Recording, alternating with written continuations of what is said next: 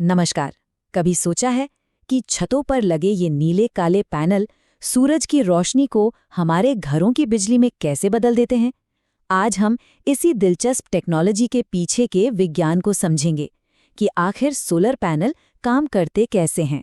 चलिए शुरुआत एक ऐसे नंबर से करते हैं जो आपको चौंका देगा।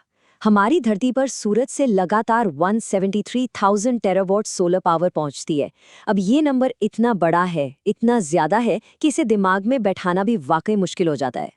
अगर इसे आसान भाषा में समझें तो ये पूरी दुनिया में हम सब मिलकर जितनी एनर्जी इस्तेमाल करते हैं ना, उससे 10,000 गुना ज्यादा है। सोचिए जरा, हमारे पास ऊर्जा का एक विशाल, लगभग कभी न खत्म होने वाला स्रोत है जो हर दिन हम पर बरसता है। तो सवाल ये उठता है कि अगर हमारे पास इतनी ज्यादा एनर्जी मौजूद है, तो क्या एक दिन ऐसा आ सकता है जब पूरी दुनिया सिर्फ और सिर्फ सौर ऊर्जा पर चले? इस सवाल का जवाब जानने के लिए हमें पहले ये समझना होगा कि ये पैनल काम कैसे करते हैं। ठीक है, तो चलिए अब इसकी गहराई में उतरते हैं। ये जो बड़े बड़े सोलर पैनल दिखते हैं, वो असल में कई छोटी छोटी इकाइयों से बने होते हैं, जिन्हें सोलर सेल कहते हैं। असली जादू इन्हीं सेल्स के अंदर होता है। ज्यादातर सोलर सेल्स सिलिकॉन से बने होते हैं, जो कि एक सेमीकंडक्टर है। अब सेमीकंडक्टर एक ऐसा पदार्थ है जो न तो पूरी तरह से बिजली का कंडक्टर है और ना ही इंसुलेटर।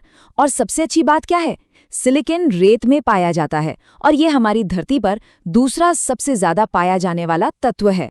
तो एक सोलर सेल में ना सिलिकॉन की दो अलग अलग परतें इस्तेमाल होती हैं। एक को कहते हैं एन टाइप, एन मतलब नेगेटिव, इसमें जरूरत से ज्यादा इलेक्ट्रॉन्स होते हैं तो इस पर नेगेटिव चार्ज होता है। और दूसरी है पी टाइप, पी मतलब पॉजिटिव, इसमें इलेक्ट्रॉन्स के लिए खाली जगह होती है। इन खाली जगहों को होल्स कहते हैं। इसे ऐसे समझ सकते हैं जैसे एक पार्किंग लॉट में एक गाड़ी के लिए जगह खाली है और यही खाली जगह इसे एक पॉजिटिव चार्ज देती है। जब ये एन टाइप और पी टाइप सिलिकॉन एक दूसरे से मिलते हैं तो ठीक उस जगह पर एक जंक्शन बनता है। इस P/N जंक्शन पर कुछ इलेक्ट्रॉन्स एक तरफ से दूसरी तरफ चले जाते हैं, जिससे एक इलेक्ट्रिक फील्ड बन जाता है।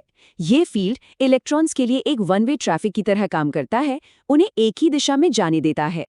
अच्छा, अब जब हमने सेल की बनावट समझ ली है, तो आइए देखते हैं कि ये रोशनी को बिजली में बदलता कैसे है। ये पूरा सफर बड़ा ही दिलचस्प है। सबसे पहले ये समझिए कि सूरज की रोशनी ऊर्जा के छोटे छोटे पैकेट या कणों की तरह हम तक पहुंचती है। इन कणों को फोटॉन कहते हैं। यही फोटॉन है जो पूरा खेल शुरू करते हैं। तो होता क्या है, सूरज से आया एक फोटॉन सिलिकॉन सेल से टकराता है। इस टक्कर से वो अपनी ऊर्जा एक इलेक्ट्रॉन को दे देता है और उसे उसकी जगह से बाहर निकाल देता है। अब हमारे पास एक आजाद इलेक्ट्रॉन है और एक खाली जगह जिसे हम होल कहते हैं। अब यहाँ वो पीएन जंक्शन अपना काम करता है। वहाँ जो इलेक्ट्रिक फील्ड है ना, वो एक ट्रैफिक पुलिस की तरह है। वो इलेक्ट्रॉन को एन साइड की तरफ धकेल देता है और होल को पी साइड की तरफ। फिर सेल के ऊपर जो पतली पतली मेटल की पत्तियां लगी होती हैं, वो इन सारे इलेक्ट्रॉन्स को इकट्ठा कर लेती हैं और बस ये इलेक्ट्रॉन्स एक तार यानी बाहरी सर्किट से बहना शुरू कर देते हैं, जिससे बिजली बनती है और फिर ये घूम के वापस सेल में आ जाते हैं। इससे पहले कि हम आगे बढ़ें, अगर विज्ञान के ऐसे ही दिलचस्प विषयों को समझना अच्छा लगता है तो सब्सक्राइब करना ना भूलें, ताकि कोई भी नई जानकारी छूट ना जाए। अब एक बात समझिए, एक अकेला सोलर सेल बहुत ज्यादा शक्तिशाली नहीं होता। ये सिर्फ आधा वोल्ट बिजली पैदा करता है, जो कि बहुत ही कम है। तो फिर इसे उपयोगी कैसे बनाया जाता है? इसका जवाब है टीम वर्क में। ज्यादा पावर पाने के लिए इन सेल्स को एक साथ जोड़ा जाता है। जैसे एक मोबाइल फोन चार्ज करने के लिए करीब 12 सेल्स की जरूरत होगी, और अगर एक पूरे घर को बिजली देनी है तो फिर कई सारे मॉड्यूल लगेंगे, जो कि इन सेल्स की एक बहुत बड़ी सीरीज होती है। सोलर टेक्नोलॉजी कमाल की है, इसमें कोई शक नहीं। लेकिन फिर वो क्या चीज है जो हमें पूरी तरह से इस पर निर्भर होने से रोक रही है? चलिए कुछ चुनौतियों और संभावनाओं पर एक नजर डालते हैं। देखिए, सबसे बड़ी चुनौती तो यही है कि सूरज 1400 घंटे नहीं चमकता। रात में और बादल वाले दिनों में बिजली का उत्पादन गिर जाता है। साथ ही कुछ जगहों पर दूसरों के मुकाबले धूप कम होती है। इसके लिए हमें एनर्जी को स्टोर करने के अच्छे तरीकों की जरूरत है।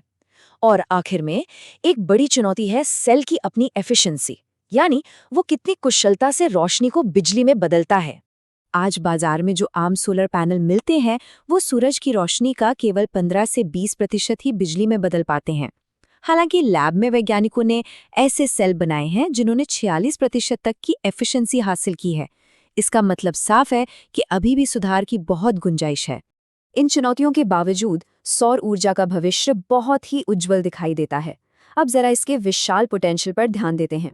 कभी कभी लगता है कि क्या हमारे पास सोलर पैनल लगाने के लिए पर्याप्त जगह है? तो जवाब है हाँ, बिल्कुल है। अनुमान ये बताते हैं कि पूरी दुनिया को बिजली देने के लिए जितनी सोलर पैनल्स की जरूरत है, उन्हें सहारा रेगिस्तान के बहुत छोटे से हिस्से में लगाया जा सकता है। मतलब जगह हमारी सबसे बड़ी बाधा नहीं है। अच्छी खबर ये है कि सोलर सेल की कीमत लगातार कम हो रही है और उनकी क्वालिटी बेहतर हो रही है। पानी पर तैरने वाले सोलर फार्म्स जैसे नए नए इनोवेशन आ रहे हैं और सबसे ज़रूरी बात, ये उन 1 अरब से ज़्यादा लोगों की ज़िंदगी बदल सकता है जिनके पास आज भी बिजली ग्रिड की पहुंच नहीं है। ये एक बहुत ही शक्तिशाली विचार है। दुनिया के कई धूप वाले हिस्सों में सोलर एनर्जी पहले से ही केरोसिन जैसे खतरनाक और महंगे विकल्पों की तुलना में एक ज्यादा सस्ता और सुरक्षित विकल्प बन चुकी है। ये सिर्फ भविष्य की टेक्नोलॉजी नहीं है, बल्कि आज की एक बड़ी जरूरत है। तो हम वापस अपने शुरुआती सवाल पर आते हैं। टेक्नोलॉजी की लगातार होती तरक्की और प्रकृति की इस अपार शक्ति को देखते हुए क्या सोलर एनर्जी सच में हमारे ऊर्जा के भविष्य की चाबी हो सकती है? इस पर विचार करने के लिए बहुत कुछ है। ऐसे ही और दिलचस्प विज्ञान से जुड़े विषयों के लिए कृपया सब्सक्राइब करें।